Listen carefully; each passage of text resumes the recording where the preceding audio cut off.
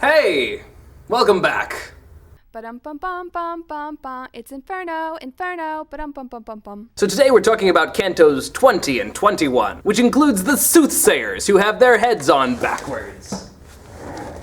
So Dante comes to the fourth ditch, and here in the fourth ditch are the Soothsayers and Diviners. They're the people who attempted to use prophecy for their own gain. They tell the future and try to make something of it. I saw a line of spirits silently weeping as they approached us, keeping the slow pace of the living praying a litany.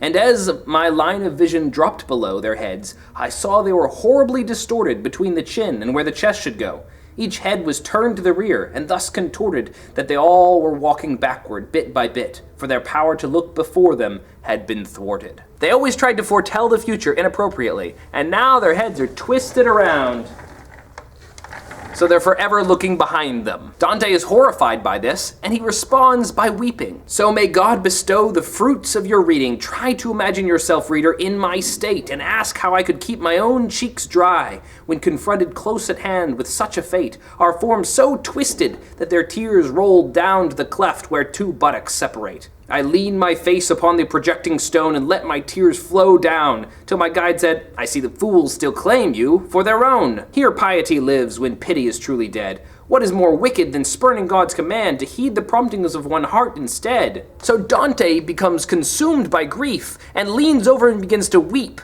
So long and so dramatically that finally Virgil has to put a stop to it and say, hey, straighten up, dude. Notice how Dante says, hey, put yourself in my place. Wouldn't you cry too? Now, of all the sins described here, this one really isn't that big of a deal. I mean, your head's on backwards. Bummer. But can you imagine being hacked in pieces or being burned or being blown around constantly? Seems worse to me. So why does this one affect Dante so much? Well, as we've seen, Dante veers towards pride and then has to be rebuffed again and again and again.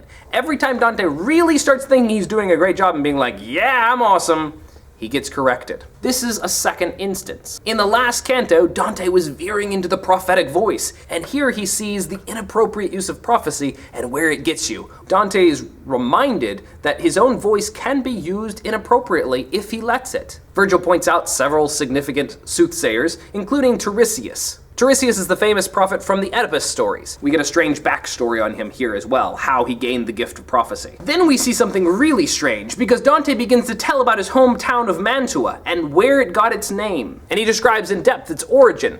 But then, as he concludes, he says, therefore, should another story come to you concerning my city and its establishment, do not let lies devalue what is true. In other words, here's the true story, don't listen to anyone else. And that's all fine, but there's a big problem here. Virgil has already told the story of the origin of Mantua in his great epic, the Aeneid, and it's a different story. So how come he tells one version of the story in the Aeneid and another version here, and then at the end of this version he says, don't listen to anyone else. If anyone else tells you a different story, it's a lie. That seems very strange. Even weirder is Dante's gushing about it. Master, I said, I feel so confident in the sureness of your account that, should they try, their words would be like coals that have been spent.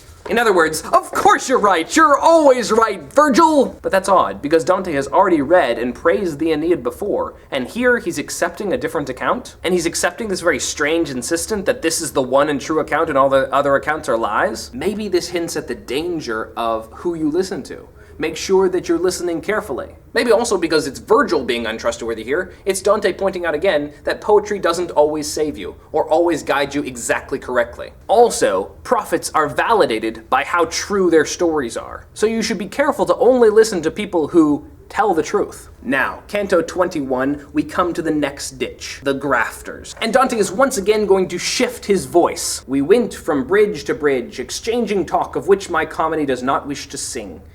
And at the highest point, we stopped our walk to see the next Malabogie's next opening, and hear the vain cries of the miserable. Notice how it opens this canto by emphasizing the fact that this is a comedy. Now, of course, the whole title of the work is Comedy, or the Divine Comedy, but here he goes out of his way to emphasize the idea of comedy. That's because he's going to be taking on the comic voice. The next section is a bit slapstick. Ditch 5 is full of pitch, or tar, and the grafters are submerged in it, symbolizing the way their shady business deals and use of political power was sticky and dark. Also, they're submerged under it, representing how everything they did was sort of under the table and hidden in darkness. Just as Dante is beginning to look down into the pitch, a bunch of demons run up. The demons here are the guardians of this particular ditch. They help provide torment for these souls. Every time the souls try to rise above the pitch to get fresh air, the demons stab them and fillet them alive. Virgil realizes the physical danger to Dante here, and so he pulls him aside. It is better that you not be seen just now. Screen yourself behind a near outcrop of rock and crouch down on the spot. I know the way they do things. Never fear, no matter how outrageous their offense, for once before I tangled with them here. So all the demons, when they see Virgil, rush up to him, but Virgil stops them and speaks to them first. Wicked Tail is the demon who steps forward, and Virgil says, "Do you think that you would see me in this spot, secure so far against each plan and plot, without God's will and a fate that cannot fail? So let us pass, for it is heaven's command that I lead another on this savage trail." The same old story.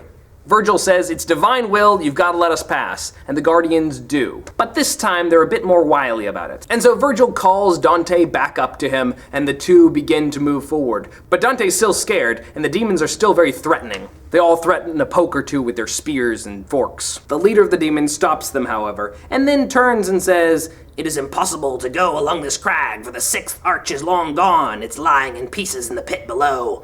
But if it is your pleasure to go on, I know another way that you can take. Nearby is a spur that you can cross upon. About 5 hours from now, it's going to make 1,266 years and 1 day since the road was broken by a mighty quake." So he says, the next bridge is out. You can't go that way. I'll show you another way around. Notice how precise his memory is. 1,266 years and 1 day since the quake happened. That was a pretty memorable quake. And it's the same quake we've seen before. It's the quake at the death of Christ on the cross. Once again, divine power over hell. So even while Dante is in the hands of these demons, and he's in a pretty dangerous situation, there's that emphasis that ultimately God's will prevail, that Christ has power over evil. Wicked Tail picks out some of his demons to send with them, and then guides them to that safe crossing up ahead. But Dante's still scared. He says, "Master, surely something is amiss. Let us go on just the two of us alone, if you know the way. I don't like the looks of this. Where is the caution that you've always shown? Do you not see their threatening brows and hear their grinding teeth, that they may grind me to the bone?" And Virgil replies, "I would not have you suffer needless fear. Let their teeth grind. That is what they do to scare the wretches stewing here." And so they press forward, but not before sounding the charge, as the demon, in excellent slapstick, bends over and sounds a trumpet out of his rear end. Okay, we mentioned the idea of comedy, and the idea of comedy is going to continue in the next several cantos. But here we already see some comedy. The threat to our heroes, the slapstick of the demons. Even the demons' names are very funny. Tramplefrost, Droopwing, Bad Dog, Spikebeard, Lust Honey, Dragonsnout, Pigface. Not only that, but all of these names mirror Dante's political enemies in Florence. He's coming up with nicknames for them and portraying them in rather negative ways. In our next reading, in Cantos 22 through 24, we're gonna see the ultimate result of this comic voice. So until next time, don't remember that comedy always includes a fall. Ah! Ba-dum bum bum bum bum bum. It's Inferno, Inferno, ba-dum bum bum bum bum.